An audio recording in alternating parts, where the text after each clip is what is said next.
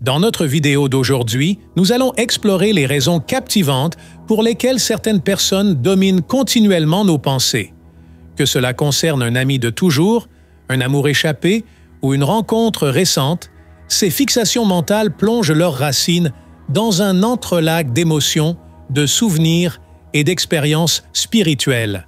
Nous ne cherchons pas seulement à satisfaire une curiosité, mais à révéler les profondeurs de nos liaisons humaines et ce que ces obsessions révèlent sur notre essence profonde.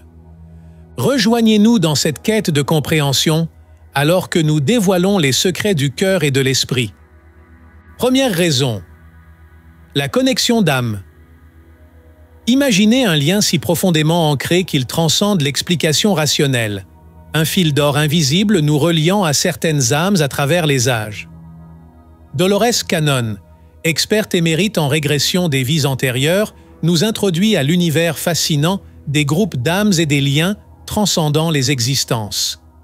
Ces connexions, loin d'être fortuites, incarnent un lien spirituel profond, tissé dans notre essence même.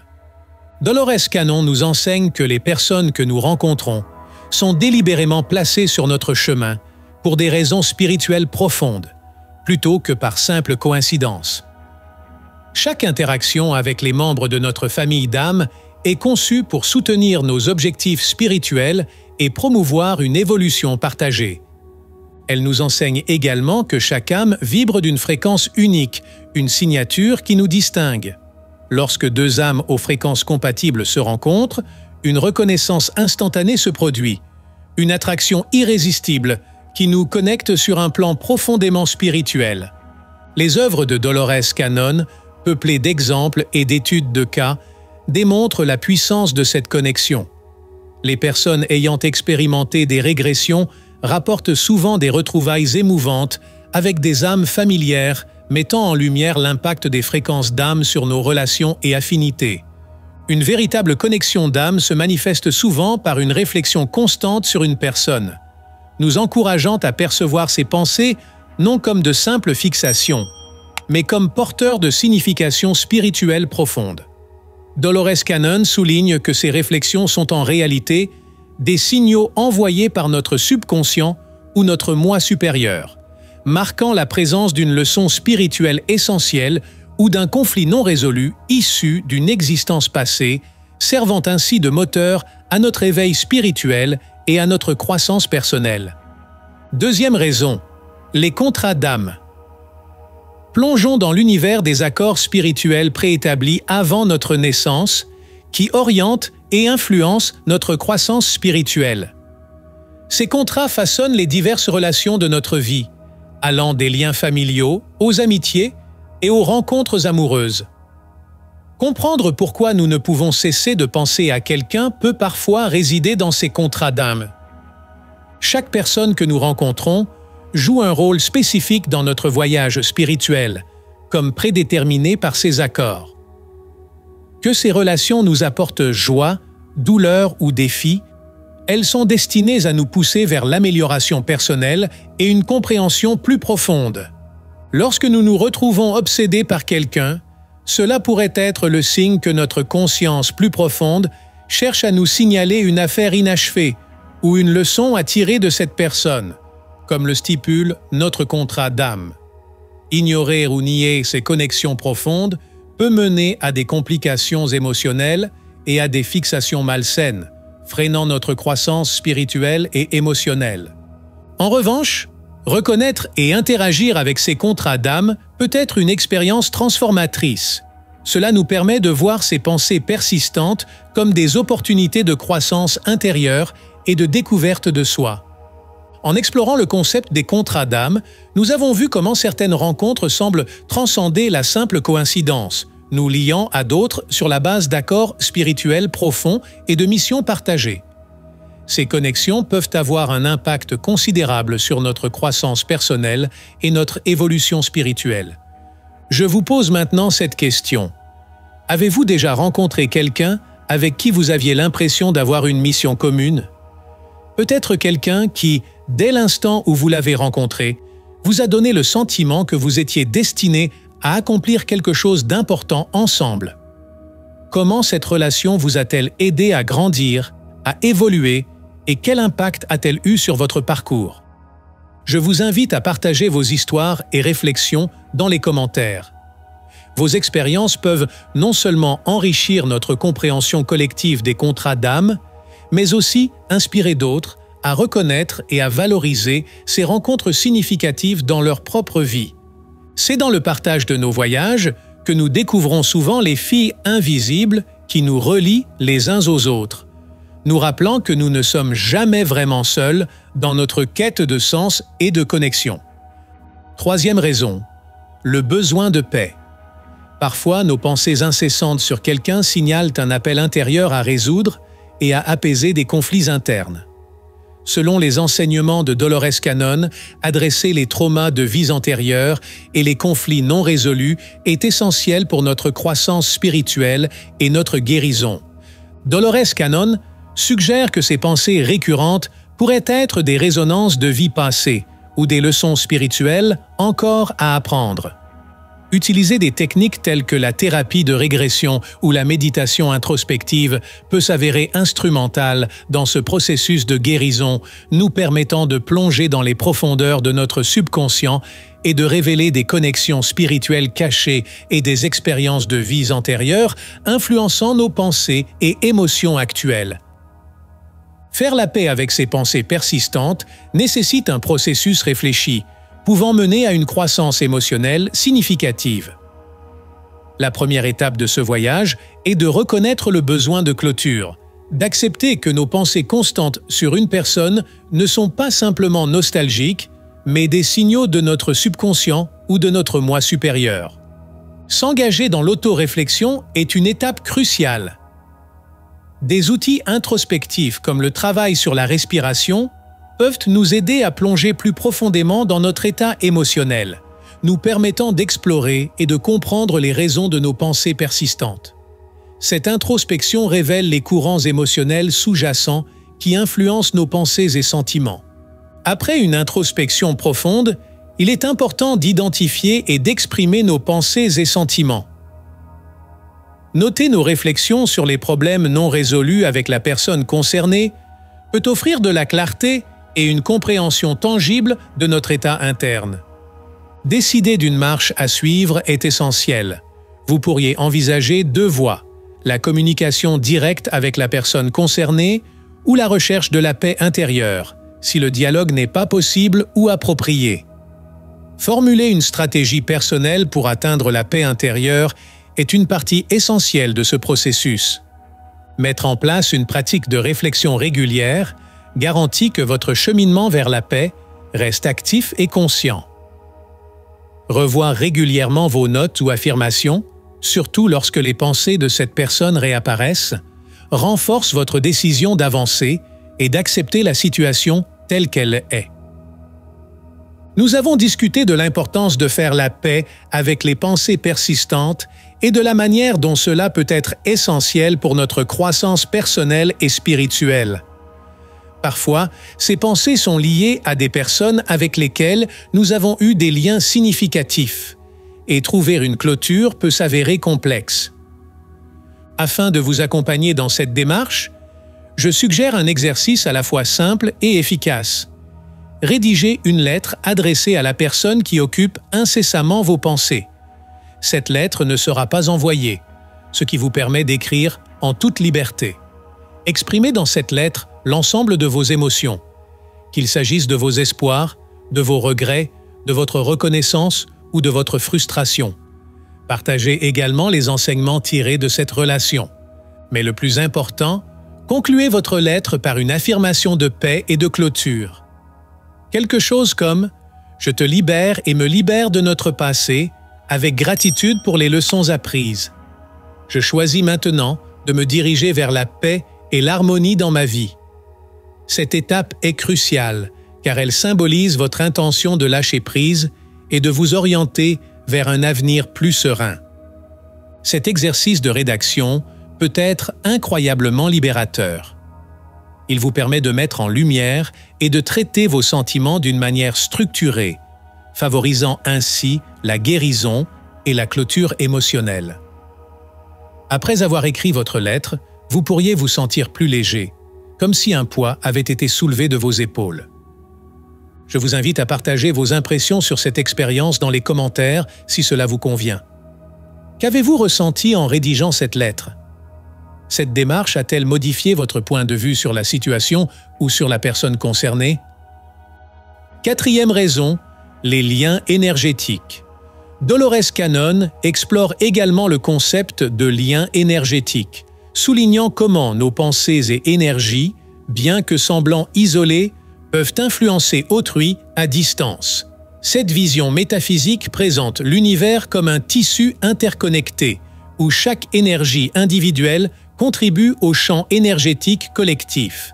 Un élément captivant de cette connexion énergétique réside dans le phénomène d'échange de pensées réciproques.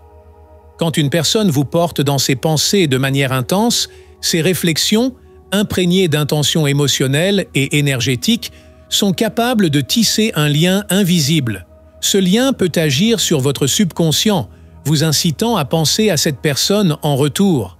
Cannon met en lumière le pouvoir des pensées et de l'énergie, affirmant que nos pensées ne sont pas de simples activités mentales passives, mais des formes d'énergie active pouvant modeler notre réalité et nos connexions. Cela signifie que les pensées persistantes que nous avons sur les autres ou que les autres ont sur nous peuvent être une forme de communication énergétique. Dans la vie réelle, ce lien énergétique peut se manifester de manière variée.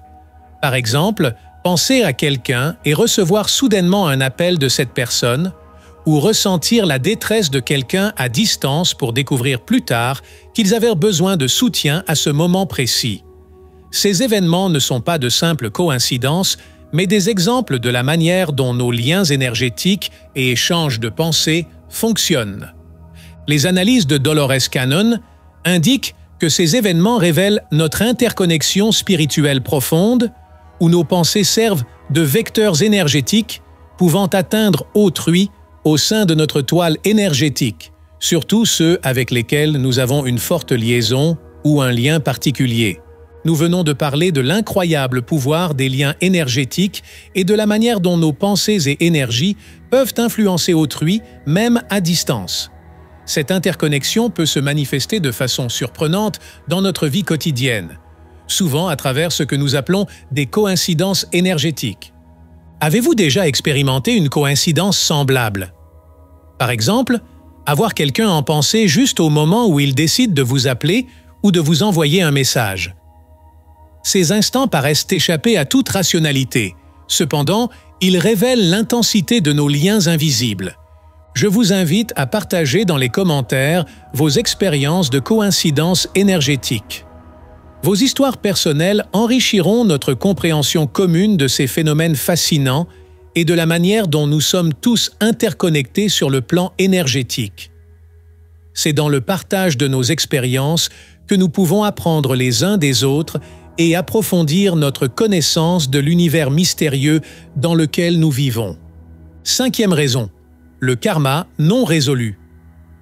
L'idée du karma non résolu offre une explication convaincante à pourquoi il se peut que nous ne puissions cesser de penser à certaines personnes. Ancrée dans la croyance que nos actions passées, dans cette vie ou les précédentes, influencent significativement notre existence actuelle, cette perspective suggère que ces pensées persistantes pourrait être un signal spirituel. Il peut s'agir d'une invitation à régler des actions ou expériences passées ayant laissé un déséquilibre karmique. Le karma, dans ce contexte, fait référence au principe spirituel de cause à effet, où nos actions et intentions, bonnes ou mauvaises, influencent nos expériences futures. Le karma non résolu peut se manifester dans notre vie présente sous forme de pensées récurrentes sur les individus liés à ces actes passés. Souvent, ces pensées intenses peuvent signaler une affaire inachevée avec quelqu'un, peut-être des mots non dits, des sentiments non exprimés ou des malentendus non résolus. Ces éléments non résolus de nos relations passées continuent de persister dans notre conscience, nous incitant à chercher une clôture ou une résolution. Résoudre le karma implique plusieurs approches visant à rétablir l'équilibre et la compréhension dans notre vie. Consulter des guides spirituels ou des mystiques peut éclairer la nature de notre karma non résolu, offrant des perspectives uniques et des stratégies adaptées à nos expériences personnelles et à notre voyage spirituel. En plus de chercher des conseils extérieurs, l'engagement dans la méditation et l'autodécouverte est crucial. Ces pratiques introspectives favorisent une connexion plus profonde avec notre moi intérieur, nous permettant d'explorer l'esprit subconscient où résident souvent les signes de karma non résolus. En reconnaissant et en agissant sur ces signes, nous pouvons résoudre les cycles karmiques négatifs, évitant leur répétition dans le futur. Ce processus de reconnaissance et de résolution est un élément continu de la croissance spirituelle et du parcours vers l'équilibre karmique. Sixième raison, tomber amoureux. Dans l'exploration des raisons pour lesquelles nous ne pouvons cesser de penser à quelqu'un, tomber amoureux présente une cause unique et profonde. Les pensées continuellement attirées vers un nouvel intérêt amoureux peuvent signaler plus qu'une simple attraction physique ou émotionnelle. Elles pourraient indiquer une connexion spirituelle significative. Ce focus intense sur un nouveau partenaire peut être interprété comme l'éveil et la reconnaissance d'un lien spirituel significatif potentiellement prédéterminé. L'œuvre de Dolores Cannon, qui explore les expériences de vies antérieures et les parcours des âmes, suggère que de telles connexions sont souvent destinées à jouer un rôle crucial dans notre évolution et croissance spirituelle. Accueillir ces sentiments devient alors une partie intégrante de la reconnaissance de l'importance spirituelle de cette union. Il ne s'agit pas seulement de l'excitation romantique, mais aussi de comprendre et de nourrir une connexion d'âme plus profonde. Une communication claire et ouverte avec votre nouveau partenaire est essentielle dans ce contexte, non seulement pour assurer une compatibilité dans le monde physique, mais aussi pour harmoniser vos chemins spirituels. Cette harmonisation peut être vue comme une forme d'accord d'âme, un concept souvent mis en avant par Dolores Cannon, où deux âmes se rencontrent pour apprendre, grandir et évoluer ensemble. Alors que vous vous trouvez profondément engagé dans les pensées de votre nouvel amour, il est important de maintenir un équilibre avec la conscience de soi et la croissance personnelle.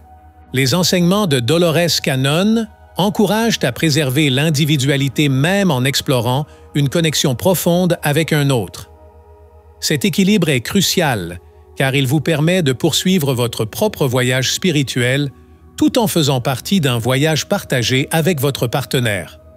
Alors que nous concluons notre réflexion sur l'importance des nouvelles connexions amoureuses dans notre parcours spirituel, je vous invite à un petit exercice personnel pour célébrer et honorer cette union naissante. Créez un espace tranquille chez vous, peut-être un coin où vous vous sentez à l'aise et en paix. Allumez une bougie pour symboliser la lumière et la chaleur de cette nouvelle relation qui entre dans votre vie. Prenez ensuite un moment pour vous immerger dans la gratitude et la réflexion. Demandez-vous, quelles intentions souhaitez-vous mettre en place pour cette relation? Envisagez des intentions telles que la communication ouverte, la compréhension mutuelle, le soutien dans les moments difficiles et la célébration des moments joyeux.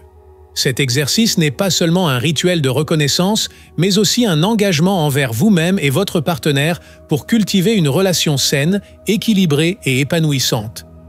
En prenant le temps de définir clairement vos intentions, vous créez un fondement solide pour votre relation, enraciné dans la conscience et le respect mutuel. C'est une belle manière de commencer ce voyage ensemble, avec une direction claire et un cœur ouvert. En conclusion de notre examen des diverses raisons qui peuvent amener une personne à occuper constamment nos pensées, il est crucial d'admettre la complexité des liens humains. En prenant conscience de ces motifs, nous nous engageons vers une compréhension approfondie de nos émotions et de nos vécus. Cela nous apprend à mieux naviguer au sein de nos pensées et de nos relations avec une plus grande attention et perspicacité, conduisant à un parcours de vie enrichi et plus accompli. Nous voici arrivés au terme de notre exploration sur les raisons profondes qui font que certaines personnes occupent sans cesse nos pensées. Nous espérons que ce voyage vous a offert des éclairages précieux et des perspectives nouvelles sur vos propres expériences et connexions spirituelles. Si cette vidéo vous a inspiré ou aidé à comprendre un peu mieux les mystères du cœur et de l'esprit, nous vous invitons à laisser un commentaire ci-dessous pour partager vos réflexions et expériences. N'oubliez pas également de vous abonner à notre chaîne pour ne manquer aucune de nos futures explorations spirituelles et introspectives. Votre engagement et votre curiosité sont les moteurs de notre communauté. Ensemble, continuons à chercher, à apprendre et à grandir. Merci de nous avoir accompagnés dans cette aventure.